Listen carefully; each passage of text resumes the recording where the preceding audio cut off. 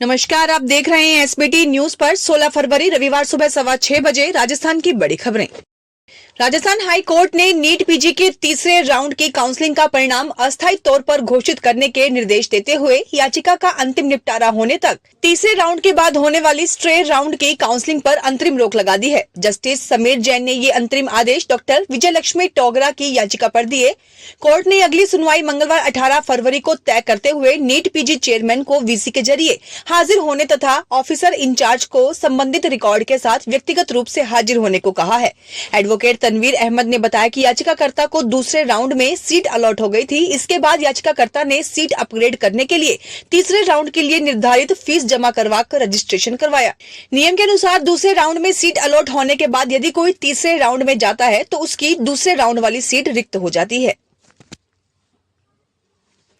राजस्थान शिक्षा विभाग ने प्रदेश के सरकारी और प्राइवेट स्कूल में पढ़ रहे 5वीं और 8वीं बोर्ड की परीक्षा का टाइम टेबल जारी कर दिया है। 5वीं के एग्जाम 7 अप्रैल से शुरू होंगे, जबकि 8वीं बोर्ड के एग्जाम 20 मार्च से शुरू हो रहे हैं। प्रदेश के सभी डाइट्स को इसकी जिम्मेदारी पहले ही सौंपी जा चुकी है। इन दोनों क्लास की परीक्षाओं में प्रदेश भर से 25 लाख स्टूडेंट्स बैठेंगे।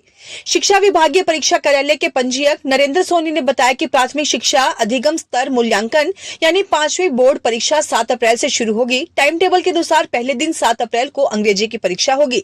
इसके बाद 8 अप्रैल को हिंदी, 9 अप्रैल को पर्यावरण अध्ययन की परीक्षा होगी। इसके बाद 5 दिन की छुट्टियां रहेंगी। 10 अप्रैल को महावीर जयंती, 11 अप्रैल को महात्मा ज्योतिबा फुले जयंती, 12 अप्रैल को अंतराल, 13 अप्रैल को रविवार, 14 अप्रैल को अम्बेडकर जयंती का अवकाश रहेगा। 15 अप्रैल को गणित की परीक्षा होगी। वहीं 16 अप्रैल को तृतीय भाषा का एग्जाम होगा। प्रयागराज में इस समय महाकुंभ मेला चल रहा है, जिसमें लाखों श्रद्धालु आ रहे हैं। इस गत दिवस शनिवार और आज रविवार को भारी भीड़ की संभावना को देखते हुए मेला प्रशासन ने खास इंतजाम किए। मेला क्षेत्र में भीड़ को नियंत्रित करने के लिए 15 और 16 फरवरी को जारी किए गए सभी पास रद्द कर दिए। इसके अलावा पूरा मेला क्षेत्र को नो व्हीकल जोन घोषित कर दिया गया है, यानी वहां किसी भी वाहन को प्रवेश की अनुमति नहीं होगी। लोग अपनी गाड़ियां मेला क्षेत्र से बाहर बने पार्किंग स्थलों पर खड़ी कर सकते हैं, लेकिन अंदर पार्किंग की अनुमति नहीं होगी। भीड़ को देखते हुए प्रशासन ने प्रयागराज संगम रेलवे स्टेशन को भी 16 फरवरी तक बंद करने का फैसला लिया है। श्रीगंगानगर जिले के अनूपगढ़ कस्बे में सिंचाई के पानी की मांग को लेकर किसानों ने शनिवार सुबह बीकानेर श्रीगंगानगर हाईवे जाम कर दिया। 13 एमडी टोल नाके समेत 5 जगह किसान धरने पर बैठे। किसानों का कहना है कि अनूपगढ़ शाखा नहर में किसानों के हक का पूरा पानी छोड़ा जाए। मांगे नहीं माने जाने तक धरना जारी रहेगा। या तो यहाँ से पानी लेकर जाएंगे या फिर जेल जाएंगे। इस दौरान रावला के किसान श्रवण सिंह घाटिया ने गाना गाकर किसानों का हौसला बढ़ाया। किसान इंदिरा गांधी नहर परियोजना के प्रथम चरण के किसान सिंचाई के लिए पानी की मांग कर रहे हैं। इसे लेकर शनिवार सुबह करीब 11 बजे नेशनल हाईवे 911 पर अनिश्चितकालीन जाम शुरू कर दिया गया है। संयुक्त किसान मोर्चा के नेतृत्व में किसानों ने रावला, गरसाना और जैतसर सहित विभिन्न स्थानों पर नाके लगाकर रास्ता बंद कर दिया है। चक्का जाम के दौरान रोडवेज के अनूपगढ़, हनुमानगढ़ और श्रीगंगानगर डिपो के 25 रूट प्रभावित हुए। भारत वैश्विक कपड़ा कंपनियों के लिए एक विश्वसनीय और सस्टेनेबल सोर्सिंग गंतव्य बन गया है। इसी कड़ी में प्रधानमंत्री नरेंद्र मोदी आज रविवार को नई दिल्ली में भारत टेक्स 2025 वैश्विक सम्मेलन को संबोधित करेंगे। प्रधानमंत्री कार्यालय ने एक बयान में कहा कि प्रधानमंत्री मोदी भारत मंडपम में शाम करीब 4 बजे कार्यक्रम में भाग लेंगे और सभा को संबोधित करेंगे। Bharat Tex platform textile industry का सबसे बड़ा कार्यक्रम है, जिसमें 2 स्थानों पर फैला एक मेगा एक्सपो शामिल है और पूरे टेक्सटाइल इकोसिस्टम को प्रदर्शित करता है। लोकसभा अध्यक्ष ओम बिरला ने महाकुंभ में सपरिवार स्नान किया। इस मौके पर संगम घाट पहुंचे श्रद्धालुओं से मिलकर उनका अभिवादन स्वीकार किया। महाकुंभ को भारत की आध्यात्मिक आस्था का प्रतीक बताते हुए ओम बिरला ने देशवासियों के कल्याण की कामना की। संगम में स्नान के बाद ओम बिरला ने कहा कि महाकुंभ समरसता और समभाव का प्रतीक है, जो हमें सामाजिक एकता का संदेश देता है। ओम बिरला ने महाकुंभ को भारत की सांस्कृतिक धरोहर का अद्भुत उदाहरण बताया, जो हमारे देश की आस्था और परंपराओं को प्रदर्शित करता है। संगम घाट पर श्रद्धालुओं से मिलते हुए ओम बिरला ने महाकुंभ के महत्व पर जोर दिया और इसे राष्ट्रीय एकता के प्रतीक के रूप में वर्णित किया। सीकर में पुलिस ने शनिवार को एक जवान और उसके साथी को गिरफ्तार किया है। जवान ने अपने साथियों के साथ मिलकर 12 फरवरी की सुबह एक व्यक्ति से 5,80,000 रुपए लूटे थे। सूचना पर जब पुलिस गिरफ्तार करने पहुंची तो जवान का साथी दूसरी मंजिल से कूद गया। इसके बाद पुलिस ने दोनों को पकड़ लिया। जवान छुट्टी पर सीकर आया हुआ था और 22 फरवरी को वापस जाना था। फ्लैट के बाहर लगे सीसीटीवी कैमरे में पूरी गिरफ्तारी कैद हो गई है। फुटेज में दिख रहा है कि पुलिस जैसे ही फ्लैट पर पहुंची, जवान का साथी दूसरी मंजिल की बालकनी से कूद गया। पुलिसकर्मी तुरंत उसकी तरफ भागे और घायल आरोपी को उठाकर ले गए। राजस्थान के मुख्यमंत्री भजनलाल शर्मा के नेतृत्व में राज्य सरकार ने एक अहम पहल की है। इसके तहत विमुक्त, गुमंतु और अर्ध गुमंतु समुदाय के आवासहीन परिवारों को स्थायी आवास प्रदान किया जाएगा। मुख्यमंत्री गुमंतु आवास योजना के तहत ऐसे परिवारों को 1,20,000 रूपए तक का अनुदान मिलेगा, जिससे उनके जीवन में एक नया सूरज चमकेगा। ये योजना उन परिवारों के लिए है जो अब तक स्थायी घर से वंचित हैं और शहरी या ग्रामीण क्षेत्रों की झुग्गी बस्तियों में अस्थायी तंबुओं, झोपड़ियों और कच्चे घरों में रह रहे हैं। इन बस्तियों में बुनियादी सुविधाओं जैसे स्वच्छता, पेयजल, सीवरेज, बिजली, सड़क और सार्वजनिक शौचालय की भी भारी कमी है।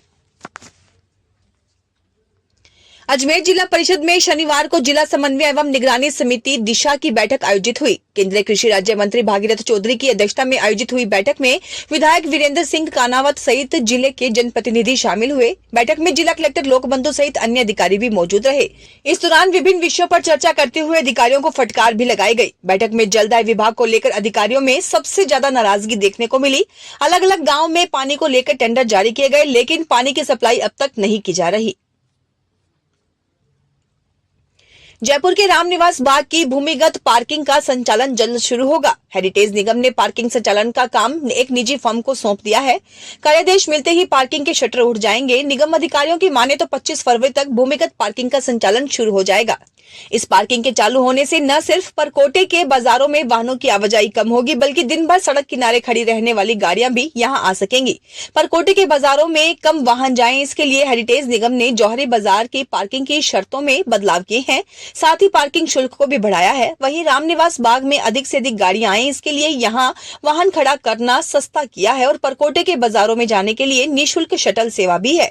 इसके अलावा जौहरी बाजार में 5 घंटे के बाद ट्रैफिक पुलिस गाड़ी को उठाकर भी ले जाएगी। शुद्ध आहार मिलावट पर वार अभियान के तहत सिरोही जिले के जावाल में खाद्य पदार्थों की दुकानों पर बड़ी कार्रवाई की गई। सीएमएचओ डॉक्टर दिनेश खराड़ी के नेतृत्व में चिकित्सा एवं स्वास्थ्य विभाग की टीम ने मिलावटियों के खिलाफ कार्रवाई को अंजाम दिया। जिले के नवनियुक्त खाद्य सुरक्षा अधिकारी मुकेश प्रजापत और धर्मवीर ने जावाल स्थित महादेव किराना स्टोर से सरसों तेल, मिर्ची, सूजी और घी के नमूने लिए। इसके अलावा मां जगदम्बा किराना स्टोर से विभिन्न ब्रांड के घी के नमूने एकत्र किए। सभी नमूनों को जांच के लिए जन स्वास्थ्य प्रयोगशाला जयपुर भेजा गया है। टीम ने सभी खाद्य व्यापारियों को खाद्य लाइसेंस या रजिस्ट्रेशन कराने के निर्देश दिए हैं।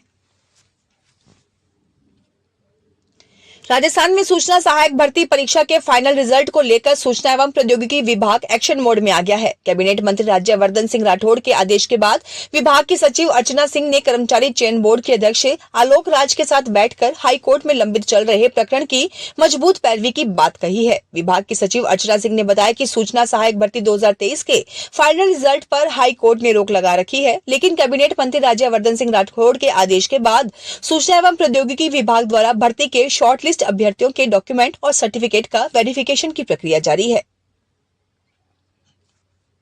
सिरोही में वन विभाग ने बड़ी कार्रवाई करते हुए देसी बबूल की लकड़ियों से भरे 3 ट्रक जब्त किए हैं। विभाग ने 2 अलग अलग स्थानों पर यह कार्रवाई की। राजपुरा बालदा गांव के पास 2 ट्रक और पालड़ी एम गांव के पास एक ढाबे पर एक ट्रक को पकड़ा। वन विभाग के कर्मचारियों ने जब ड्राइवरों से पूछताछ की तो उनके पास लकड़ी ले जाने का कोई वैध दस्तावेज नहीं मिला। सभी वाहनों को चालकों समेत वन विभाग की सिरोही नर्सरी में ले जाया गया है। ड्राइवरों ने स्वीकार किया कि ट्रकों में देसी बबूल की लकड़ियां भरी हुई थी। वन विभाग के सहायक वन संरक्षक जगदीश बिश्नोई के अनुसार मामले की जांच चल रही है।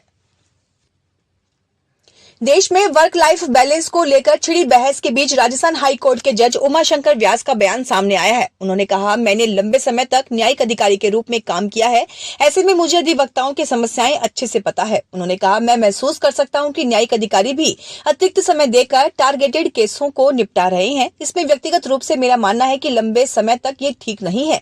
वे शनिवार को दौसा जिला अभिभाषण संघ की नवीन कार्यकारिणी के शपथ ग्रहण समारोह को संबोधित कर रहे थे।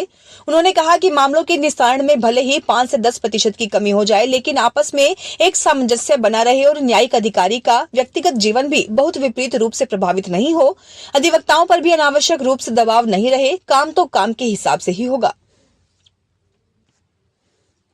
Federation of Indian Chambers of commerce and Industry FICCI और Udaipur chamber of commerce and industry की ओर से व्यवसाय में मानव संसाधन और कौशल विकास नवाचार के नवे संस्करण का राष्ट्रीय सम्मेलन उदयपुर में हुआ।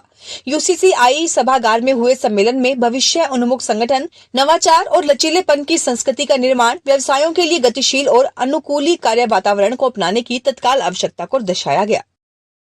फिलहाल खास खबरों में इतना ही। ताजा खबरों की जानकारी के लिए देखते रहिए एसबीटी न्यूज।